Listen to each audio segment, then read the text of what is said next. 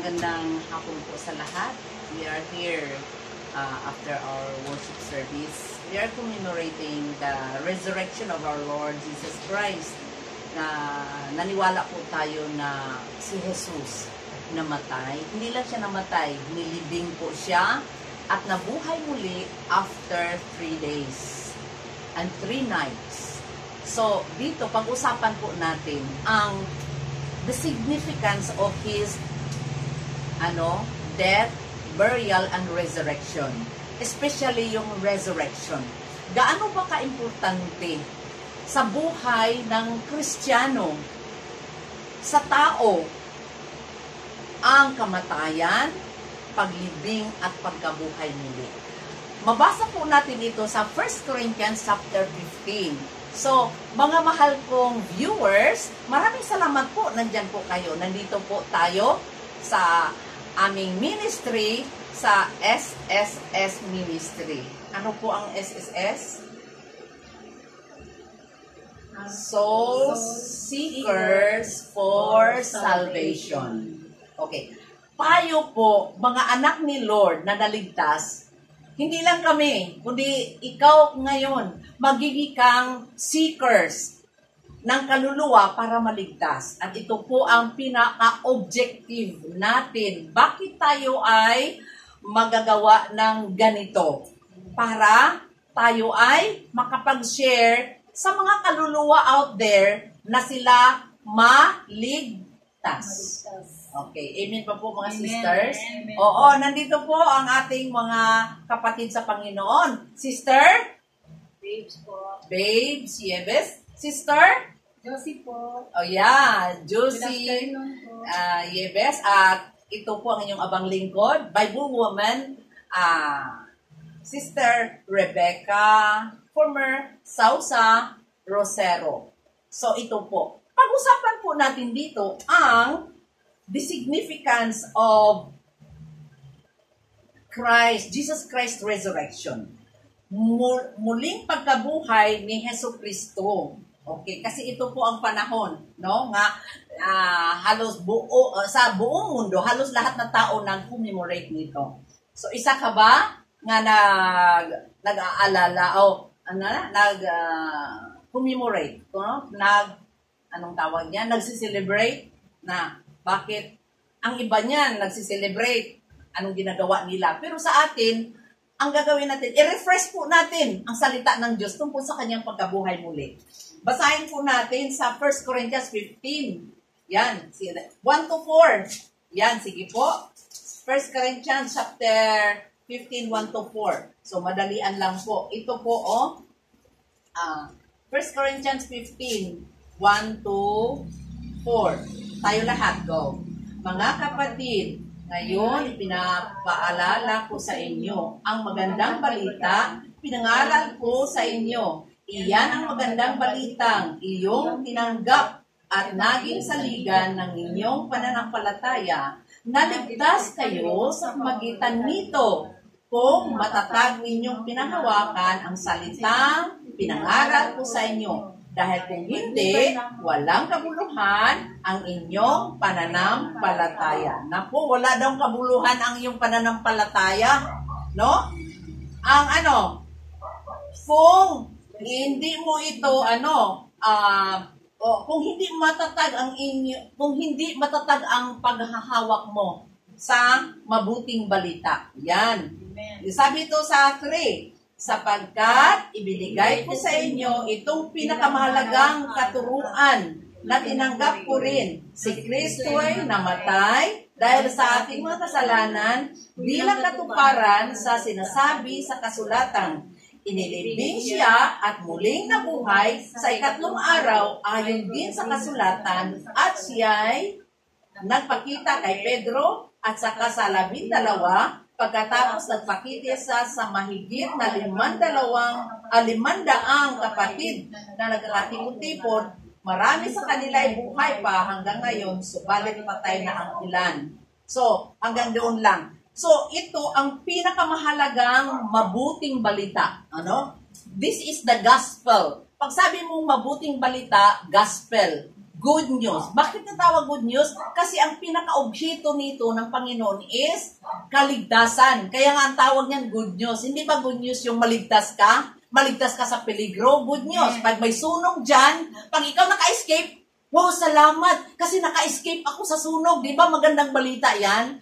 Yan. Alam niyo ba mga kapatid o mga kaibigan, ang good news dito is that may impyerno sa unahan. May lawa na apoy na hindi mamamatay-matay. May uod na hindi mamamatay-matay. No, mapunta ka doon, bayaran ang kasalanan mo doon. Sa walang katapusan, di ka na makalabas noon. Ang unang itatapon doon si Satanas.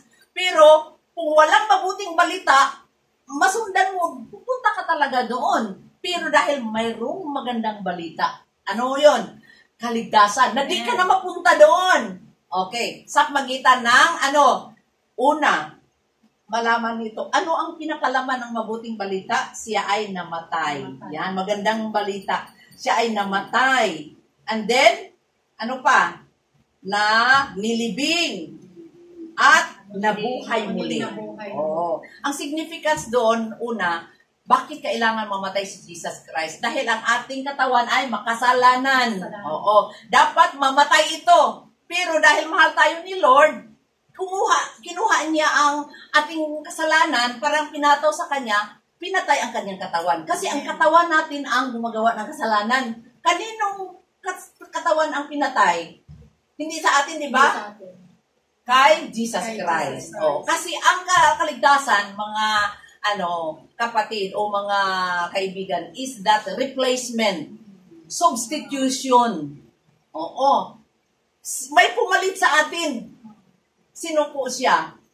Si Jesus Christ. Yan.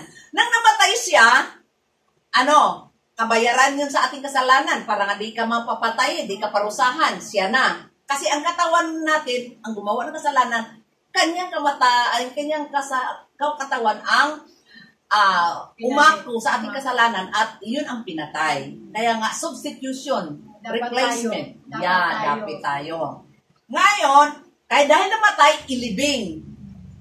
Bakit kailangan ilibing? Kasi ang ating mga kasalanan dapat tuldukan. Di ba pag ang taong mamatay na, wala nang makasalanan kasi wala nang manggugulo kasi yung taong barumbado, patay na. Okay, peaceful na ang ating peaceful na ang ating lugar kasi ang barumbado dito, namatay na, nilibing na, natuldukan na. Stop na. Stop na. O kaya nga, kailangan din malibing ang ating mga kasalanan. Di ba? Kaya nga, ang significance pala dito, kailangan din malibing ang ating mga pag-uugali ng masasama, mga tuldukan. Yun ang significance. Yun. Ngayon, bakit nabuhay muli ang Panginoon? Dahil, ganito. Ito na ang pag-usapan natin. Okay. Ano ang kahulugan? O what is the significance? Katuturan, importanteng kahulugan, tanda sa buhay ng totoong mananampalataya tungkol sa pagkabuhay muli. Okay. So, una, titingnan natin. Di ba pag ang taong, sabi nga dito, example dito, yung tungkol sa, kung magtatanim ka, like for example, magtatanim ka ng mangga, anong gagawin mo sa mangga na, seed? Yung seed. Maka-expect ka ba nga ang seed, tutubo yan, kung ang seed hindi mamamatay? Di ba kailangan mamamatay ang seed? Magtatanim ka ng seed ng, like for example, sitaw. Maka-expect ka ba nga ang sitaw, tutubo yan? Tutubo yan. Kung ang seed na itatanim mo, green, kailangan ang seed, mamatay, no? Anong gagawin natin sa seed? Minsan ibilad pa. Katulad ng mangga, di ba ibilad? O ano pang mga seed? Bakit kailangan ibilad? Para nga talagang tuyo, mamatay. Para sigurado. Sigurado mabuhay. Oh, yes. So, kailangan talagang mamatay, then itatanim, ilibing, then para nga maka-expect nga mabuhay siya. Ganun yan. Ang galing talaga ni God, mayroong mga example natin sa nature. So, ganun. Kailangan na pagkabuhay, ang seed, hindi na seed. Anong makita niyo pag malibing ang seed? Pag tumubo, Buhay na siya. mayroon na siyang ganito. Sweet. Oo, suhi, ano? Oo. Sweet siya. Pagkatapos magdadahon. Katapos lalago. And then, ano sunod? Mamumulaklak dahil mamumunga.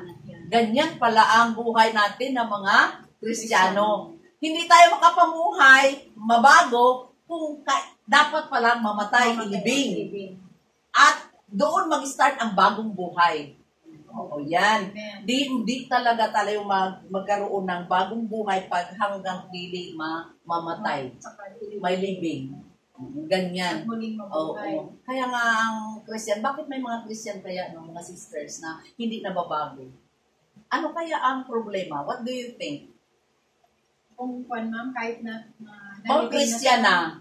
Oo. Pero hanggang ngayon siguro hindi nababago. Siguro ma'am, hindi totoo yun. Sa akin lang po yun. Siguro, hindi siya sincere na tinanggap ng Panginoon. So, matawag mo ba nga ligtas kaya yung taong iyon? Sa akin ma'am, parang hindi. Hindi. Oo. Tama. Okay. Basahin nga natin sa 15. Yan dito, oh. Mga kapatid, ngayon ipaalala ko sa inyo, magandang balita, ipinangaral ko sa inyo. 1. Iyan ang magandang balita inyong tinanggap. Naging saligan ng inyong pananampalataya. Naligtas kayo sa pamagitan nito. Kung matatag ninyong pinanghawakan. Amen. Kailangan pala yun, matatag. Ibig sabihin, genuine ba? No? Yung totoo talaga. Totoo, matatag. Na, May hindi faith. lang na, may kaibahan sister ng, yung, naniwala naman ako si Jesus Ayun, namatay. opo. Ang paniniwala, hindi rin pananampalataya. Oo. Bakit? Ang paniniwala, iba sa pananampalataya. Ang kaibahan, ang paniniwala, maaring hindi mo nabasa sa Bible, naniwala katulad na. May mga tao ngayon, kahit hindi nagbasa ng Bible, naniniwala sila nga ang Diyos. May Diyos. Naniwala sila nga si Jesus namatay. Ang iba pa nga, nagpapako, nagpapalatigo. O, naniwala sila. Pero mga viewers, hindi po yun pananampalataya. Kasi ang pananampalataya is faith. Faith. Hindi belief. Ang sa kanila, belief lang yun. Hindi yun faith. Naniniwala sila pero hindi. Wala sila. Yeah, pananampalataya. Kasi ang pananampalataya, iba kaysa paniniwala. Ang pananampalataya is that narinig mo ang salita ng Diyos. Kasi sa Romans 10:17, sister, faith comes by hearing and hearing by the words of God. Amen. Ang faith pala, magkaroon ka lang ng faith kung makinig ka sa salita ng Diyos. Kung dili mo papakinggan ang salita ng Diyos, naniniwala ka lang, hindi yun matatanggap Kasi wala siyang sa belief. Panginoon. Well, di yun faith, paniniwala lang yun. Maraming tao na naniniwala. Ang iba pa nga nananalangin, di ba sinabi ni Jesus, hindi lahat nagsabi sa akin, Panginoon, Panginoon, makasunod sa Panginoon. Bakit po sila nanalangin? Kasi naniniwala sila. Pero, pananampalataya ba yun? Hindi. Ang pananampalataya is that nakikinig ka sa ito, salita ng Diyos. Romans 10:17, faith comes by hearing and hearing by the words of God. Okay. So, ang faith pala, ang pinagmulan pala sa faith, nagmula yun sa salita ng Diyos. Sino ang salita ng Diyos? Ang Diyos. At sa Hebrews chapter 12, verse 2, na looking unto Jesus, the author and the finisher of our faith. The author of faith is God. Wala po tayo kasi, imagine, makasalanan po tayo. Magkaroon ka ba ng faith? Wala. Wala kang faith eh. Ang mayroon lang sa'yo, paniniwala. Pero ang faith hindi. Darating lang pala ang pananampalataya pag makinig ka ng salita ng Diyos. Kasi sabi ko noon, paano ba magkaroon ng faith ang tao makasalanan? Hindi. Paniniwala lang ang mayroon siya. Oo, may Diyos. Pero hindi yan pananampalataya. Kung gusto ka maligtas, ganito, makikinig ka talaga ng salita ng Diyos. At doon sisibol ang iyong pananampalataya kasi galing yun sa salita ng Diyos. Ayan, yan. Naligtas kayo sa magitan nito, yung gospel, mabuting balita. Kung matatag ninyong pinanghawakan ang salitang ipinangaral sa inyo. Diba? Matatag mong pinanghawakan ang salitang ipinangaral. Pag itong ipinangaral, nandoon nakikinig ka, tinuro. May tao o mayroong nag-preach, din nakinig ka. Okay, ipinangaral sa inyo. And then, ikaw, nakikinig ka, and then, tinanggap mo ito, and then, pinanghawakan mo. Yun ang magbibigay kaligtasan. Hindi lang na, naniniwala naman ako dyan. Oo, si Jesus, magpalatigo ka, magpapinintensya ka, and then, tanungin, ligtas ka na ba? Ay, hindi pa. Kaya nga, ginawa ko ito para maligtas. O, tingnan mo, iba ang rason nila. Bakit? Puro-puro lang po nila yon. Hindi dahil sa salita ng Diyos. Kasi, ang salita ng Diyos talaga magbigay ng kaligtasan. Pero ang response ng tao, pagtanggap at panghawa. Yes. Naligtas kayo sa pagitan nito. Kung, mayroong kung, alam yung kung? Question mark. Hindi. Kuwan yan. Condition. Kung, if. What if? Hindi lahat na nakikinig ng salita ng Diyos, na tumanggap, maligtas. Kasi may iba tumanggap bibiglang. Hindi nakarating sa puso.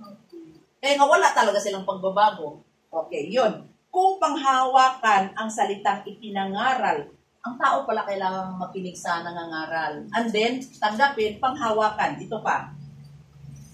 Kung hindi, walang kabuluhan ang inyong pananampalataya. Sapagkat ibinigay ko sa inyo itong pinakamahalaga katuturan na tinanggap ko rin. Yan. May nakita niyo mga sisters, tanggap. Importante talaga ang pagtanggap, no? Importante talaga. Pagtanggap. Sincere na pagtanggap sa Diyos. Kasi kung pagtanggap ka, ibig sabihin, oo, faith na yon. Hindi na yon nga, ang tinanggap mo una, makasalanan pala ako. Unang tinanggap mo, makasalanan ako. Kailangan ko ang tagapagligtas. Yan ang unang tinanggap mo, acceptance na ikaw makasalanan. And then, you need Savior na. Accept mo ni si Jesus. And then, panghawakan mo yan. And then, sabi dito, ibinigay ko sa inyo ang pinakamahalaga. Mga sisters, na mahalaga talaga pala itong gospel. Mahalaga. Nga, katuturan. Tinanggap ko rin si Kristo. Anong tinanggap niya? Si Kristo. Na matay sa ating mga kasalanan.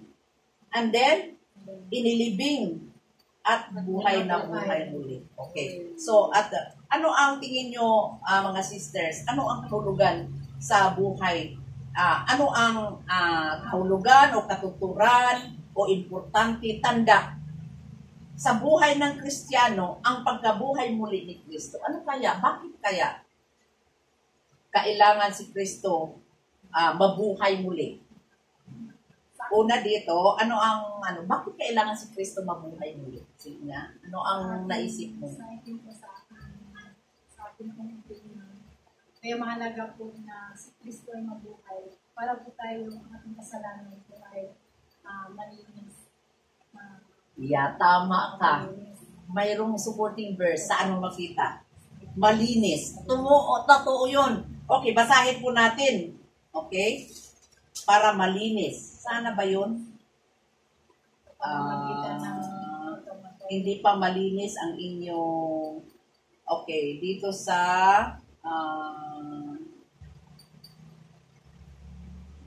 hindi lamang iyan, litaw pa ng... Okay, sana ba yun? Mayroon dito nga, hindi... nabanggit niya na paglinis. Okay, mayroon yan dito na...